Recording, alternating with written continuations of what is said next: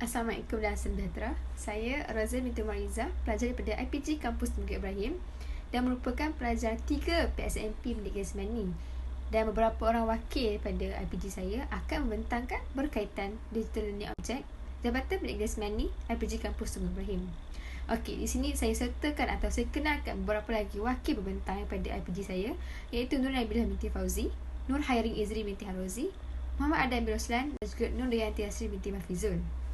Di sini juga saya ingin memperkenalkan rakan-rakan yang lain, iaitu pelajar daripada PSMP Pendidikan Jasmani 1 yang juga melibatkan diri dalam kursus ini. Jadi bagi pengenalannya ialah PJMS 3063, iaitu Kurikulum Pendidikan Jasmani dan Kaedah Pengajaran ditawarkan kepada semua guru pelatih 3 PSMP Pendidikan Jasmani bagi ambilan Jun 2020 sebagai satu kursus teras. Kursus ini juga membincangkan secara kritis berkaitan kurikulum, aktiviti dan juga inovasi pendidikan jasmani yang terkini di Malaysia. Penghasilan inovasi adalah sebagai bahan bantu mengajar untuk menyokong pengajaran dan pembelajaran pendidikan jasmani. Kita akan masuk pada bahagian pendahuluan. Apakah itu Digital Learning Object? Digital Learning Object adalah satu entiti digital atau bukan digital di mana ia mempunyai banyak ciri kebolehgunaan semula, iaitu boleh menjadi salah satu bahan rujukan PMP yang berasaskan teknologi multimedia. Pengajaran dan pembelajaran melalui DLO ini juga dapat memberi peluang kepada pelajar untuk mengasah kemahiran kerja secara berkumpulan, berkomunikasi dan berfikir secara kritis. Penggunaan DLO ini dapat memberikan impak yang besar kepada pengajaran dan pelajaran di mana ia digunakan dalam bidik darjah secara atas talian sebagai platform utama bagi pelaksanaan PDPR di peringkat sekolah maupun pada peringkat universiti, dan ia sangat penting pada era pandemik COVID-19 ini. Okey, seterusnya kita masuk bahagian kod khusus, iaitu berkaitan maklumat khusus, di mana kod khusus ialah PJMS 303, Kurikulum Pendidikan Jasmani dan Kaedah Pengajaran. Kursus ini ditawarkan kepada pelajar daripada program PISMP bagi semester 1 tahun 2, dan kredit bagi kursus ini adalah sebanyak 3. Jadi seterusnya kita akan pergi pada bahagian CLO ataupun HPK, di mana pada akhir kursus ini pelajar dapat beberapa maklumat penting, iaitu membincangkan secara kritis berkaitan kurikulum, aktiviti dan inovasi pendidikan jasmani yang terkini di Malaysia. Yang kedua ialah mereka bentuk bahan bantu belajar untuk menyokong pengajaran dan pembelajaran pendidikan jasmani secara berkumpulan. Jadi, apakah hasil pembelajaran bagi kursus ini? Okey, bagi kursus ini, pelajar dapat membincangkan secara kritis berkaitan kurikulum, aktiviti dan inovasi pendidikan jasmani yang terkini di Malaysia. Yang kedua ialah pelajar dapat mereka bentuk bahan bantu belajar untuk menyokong pengajaran dan pembelajaran pendidikan jasmani secara berkumpulan. Saya rasa itu sahaja daripada saya. Saya akan beri peluang kepada pembentang seterusnya untuk mengupas lebih lanjut. Dipersilakan. Okey, untuk halaman pencetus saya, dalam halaman ini terdapat video-video yang memberi info tentang inovasi-inovasi yang telah dicipta dalam subjek pendidikan jasmani. Jadi, terdapat 3 video. Saya mengambil video-video tersebut dari YouTube. Jadi, untuk video pertama daripada negara Thailand. Video kedua ialah dari negara Singapura. Yang ketiga ialah dari negara Malaysia. Jadi, kita dapat simpulkan bahawa semua guru pendidikan jasmani, tidak kira di mana juga, berusaha sedaya upaya untuk mencipta satu alat inovasi yang boleh digunakan oleh murid-murid dalam subjek pendidikan jasmani. Baiklah, seterusnya ialah navigasi. Navigasi adalah soalan tugasan kerja khusus, di mana tugasan kerja khusus bagi PJMS 3063 ialah menghasilkan satu alat inovasi PDP Pendidikan Jasmani. So, kita boleh lihat dekat sini inovasi satu, iaitu Multivariate Time Assistor, di mana alat inovasi ini adalah untuk membantu pelajar bagi mempelajari teknik menanduk dalam sukan bola sepak dan juga teknik menyangga dalam sukan bola tampar. Okay, kelebihan alat inovasi ini ialah kos yang digunakan adalah rendah, mudah dipasang, selamat kepada semua peringkat umur, serta di mana tahap ketinggian alat inovasi ini boleh dilaraskan.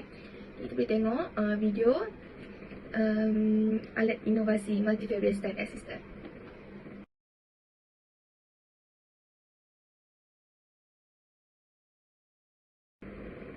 Seterusnya, inovasi yang kedua yang diberi nama 3-in-1 Portable Knife, di mana alat inovasi ini dibina untuk menyelesaikan masalah kekurangan net di sekolah.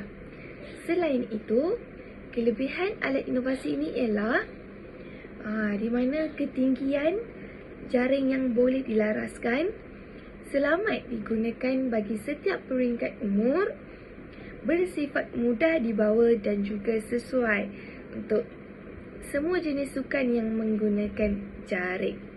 So, kita lihatlah bagaimana rupa alat inovasi 3-in-1 Portable Knife ni dan bagaimana penggunaan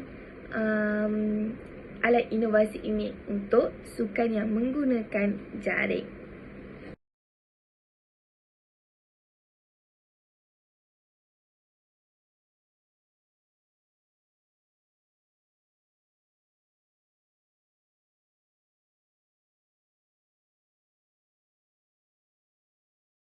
Bagi bagaimana belajar untuk kursus PJMS 3063, pelajar boleh merujuk kepada aplikasi pembelajaran yang telah disertakan dalam DLO ini. Contohnya adalah Google Classroom, YouTube, Telegram dan juga Google. Sebagai sumber rujukan pengajaran dan juga pembelajaran bagi kursus ini, pelajar boleh menggunakan Google Classroom yang telah dicipta oleh pensyarah ini.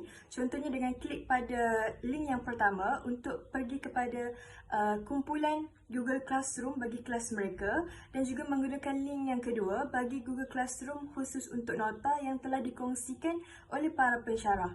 Kemudian sumber rujukan yang kedua adalah dengan menonton video yang bersumberkan YouTube khususnya bagi mendapatkan gambaran awal bagaimana kaedah pengajaran PJ dan juga mendapatkan idea untuk mencipta dan menghasilkan alat inovasi. Kemudian sumber yang ketiga adalah dengan menggunakan Telegram di mana menjadi platform kepada pensyarah dan juga pelajar untuk berkongsi dan berbincang berkaitan dengan topik yang akan dipelajari pada minggu tersebut. Kemudian pelajar juga boleh menggunakan Google untuk merujuk dan mendapatkan SKP bagi tahun 1 hingga tahun 6 khususnya bagi pendidikan jasmani. Seterusnya adalah kajian kes bagi kursus PJMS 3063. Terdapat 2 kajian kes yang disertakan dalam DLO ini yang boleh dijadikan rujukan bagi para pelajar. Contohnya adalah kajian kes yang pertama berkaitan alat inovasi. Alat inovasi merupakan salah satu bahan bantu mengajar yang boleh digunakan oleh guru bagi kelancaran sesi pengajaran dan pembelajaran dalam pendidikan jasmani. Gambar berikut merupakan salah satu contoh alat inovasi yang telah dihasilkan dalam pendidikan jasmani. Kajian kes yang kedua adalah berkisar berkaitan isu dan juga cabaran dalam pendidikan jasmani.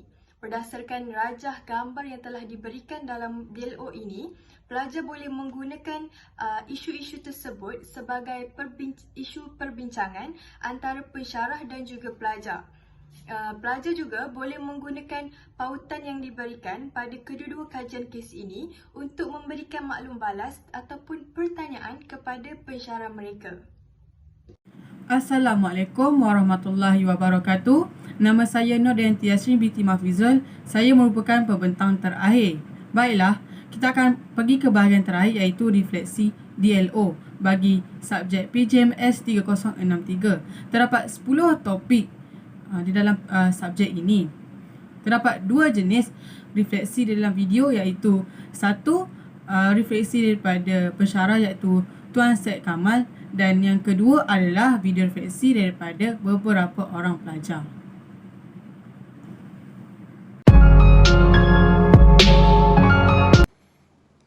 Assalamualaikum warahmatullahi taala wabarakatuh dan salam sejahtera. Terlebih dahulu saya ingin merakamkan ucapan jutaan terima kasih dan tahniah kepada pihak jawatankuasa pengelola yang telah berjaya mengadakan showcase pada semester ini. Pembentangan DLO dari kumpulan pendidikan jasmani pada kali ini adalah dalam kursus PJMS 3063. Digital Learning Object atau DLO merupakan satu pendekatan baharu dalam menjalankan pengajaran dan pembelajaran melalui aplikasi teknologi.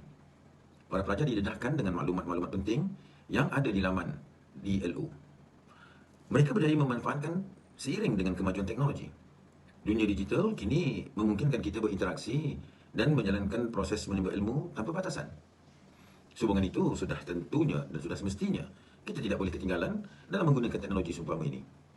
JLO ini mengandungi nota-nota kuliah, tugasan-tugasan, artikel-artikel yang dipautkan ke laman-laman tertentu dan juga pencetus idea bagi membuka minda pelajar mengenai tajuk-tajuk yang dibahaskan. Selain itu, latihan-latihan seperti kuis, soal jawab, perbincangan juga ada disediakan. Pencambahan idea mengenai hasil pembelajaran melalui topik-topik yang disampaikan disusun dengan rapi, menjadikannya mesra pengguna. Kami menyedari bahawa dalam perkongsian ilmu ini masih terdapat banyak lagi ruang penambahbaikan yang boleh dan perlu dilakukan. Sehubungan itu kami amat mengalu-alukan pandangan dari semua pihak yang bagi meningkatkan lagi kualiti DLO kami untuk hari-hari muka nanti.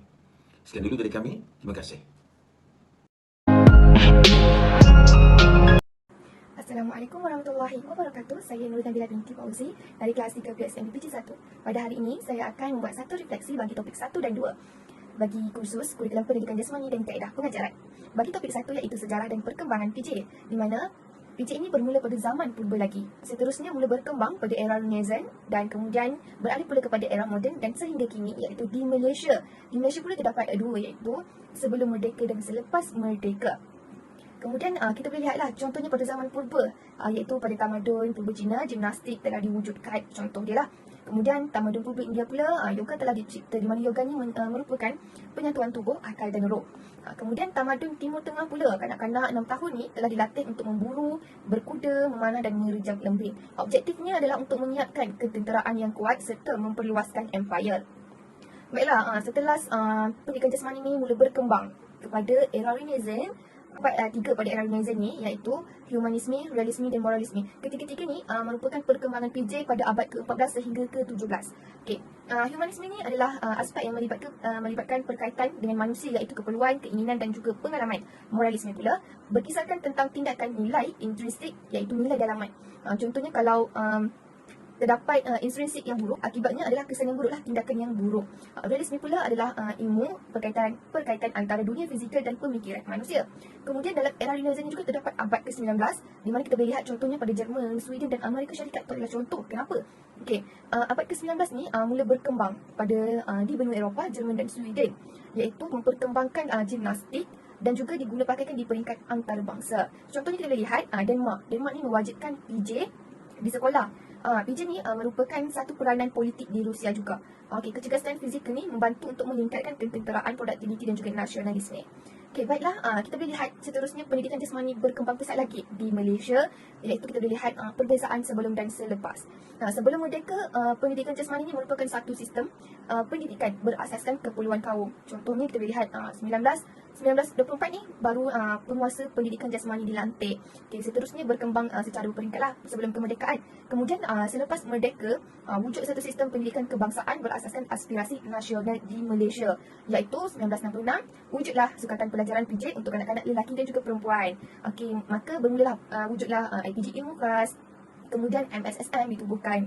Okey, itu sahaja bagi refleksi topik 1 iaitu sejarah dan perkembangan pendidikan jasmani. Bismillahirrahmanirrahim. Assalamualaikum warahmatullahi wabarakatuh dan selamat petang. Jadi ini adalah refleksi untuk topik 3 iaitu falsafah PJ. Jadi apa yang kami telah pelajari ialah falsafah iaitu terbagi pada dua iaitu pilihan atau cinta dan Sofia iaitu kebijaksanaan. Jadi maka ialah cinta kepada kebijaksanaan. Jadi kami juga telah mempelajari beberapa ahli falsafah tentang apa itu falsafah dan kami juga mempelajari tentang bidang-bidang falsafah iaitu ontologi, epistemologi dan aksiologi. Kami juga telah mempelajari iaitu falsafah pendidikan kebahasaan, falsafah pendidikan guru dan falsafah pembentukan kurikulum dalam pendidikan jasmani. Jadi kami juga telah mempelajari tentang apa kaitan falsafah pendidikan kebahasaan dengan falsafah pendidikan jasmani. Jadi aktiviti PJ yang dapat memenuhi hasrat falsafah pendidikan kebahasaan melalui peningkatan dalam pengembangan nilai-nilai sosial. Yang seterusnya pembinaan dan pengembangan aspek mental dan intelek seperti tafsiran, kefahaman dan penambahan pengetahuan, menerangkan dan menerapkan perubahan tingkah laku dan disiplin seperti yakin pada diri. Kepentingan PJ juga kami telah mempelajari iaitu dia dapat membangun dan meningkatkan upaya fizikal dan kecergasan murid, membangun pergerakan asas individu dan beri kefahaman kepada murid tentang keselamatan diri, alatan dan tempat belajar. Sekian, terima kasih. Hai semua, jadi saya akan memberi sedikit refleksi mengenai tajuk 4 di mana di dalam tajuk 4 ni kami telah mempelajari beberapa model kurikulum berkaitan dengan pendidikan jasmani di mana model-model ini boleh digunakan untuk seseorang guru atau wakil guru mengaplikasikannya di dalam kehidupan sebenar atau di dalam sesi pengajaran dan pembelajaran. Jadi dengan adanya model-model ini, ia akan memudahkan guru untuk membuat sesi pengajaran dan pembelajaran secara kreatif dan mudah. Refleksi yang dapat saya lakukan dalam tajuk 6 ini iaitu kriteria pemilihan aktiviti pendidikan jasmani ialah perkara yang perlu dipertimbangkan ialah dari segi infrastruktur ataupun kemudahan yang boleh dibahagikan kepada 3 iaitu kedudukan sekolah, kemudahan alatan dan tempat dan juga tenaga pengajar ataupun kepakaran. Hal yang kedua perlu diambil berat ataupun dilihat semasa melakukan pemilihan aktiviti pendidikan jasmani ialah persekitaran ataupun penglibatan murid. Okey, bagi persekitaran, pemilihan persekitaran perlu dilihat dari segi keselamatan dengan memastikan kawasan persekitaran untuk melakukan aktiviti adalah selamat. Tempat yang digunakan juga perlu sesuai dengan aktiviti yang dijalankan oleh murid secara tidak langsung. Persekitaran yang selamat akan meningkatkan keyakinan murid untuk melakukan aktiviti. Bagi penglibatan murid pula, murid-murid perlulah terlibat secara aktif dan cergas. Aktiviti yang dilakukan juga perlulah membolehkan murid untuk menghayati ilmu yang telah dipelajari. Dan terakhir sekali, kriteria pemilihan aktiviti pendidikan jasmani yang perlu ditekankan ataupun diambil berat sebelum memulakan aktiviti ialah perkembangan murid dari segi kognitif, efektif, sosial dan psikomotor. Bagi domain kognitif yang melibatkan perkembangan pemikiran pelajar. Domain ini menjadi fokus utama dalam proses pengajaran dan pembelajaran di sekolah. Perkembangan domain kognitif pelajar adalah melibatkan cara mereka berfikir, merasa dan bertindak. Penyusunan berdasarkan domain kognitif ini perlu mengikut keupayaan pelajar dari mudah kepada yang lebih susah. Oleh itu, aktiviti yang disediakan perlulah dari peringkat yang lebih rendah diikuti dengan peringkat-peringkat yang lebih susah. Bagi domain efektif pula yang melibatkan perkembangan sikap dan nilai pelajar, dan bagi domain psikomotor yang melibatkan perkembangan kemahiran fizikal pelajar, dan bagi domain sosial yang melibatkan perkembangan perhubungan sosial pelajar. Tajuk ke-10 iaitu aplikasi inovasi kaedah pengajaran pendidikan jasmani. Dan terakhir sekali adalah refleksi inovasi.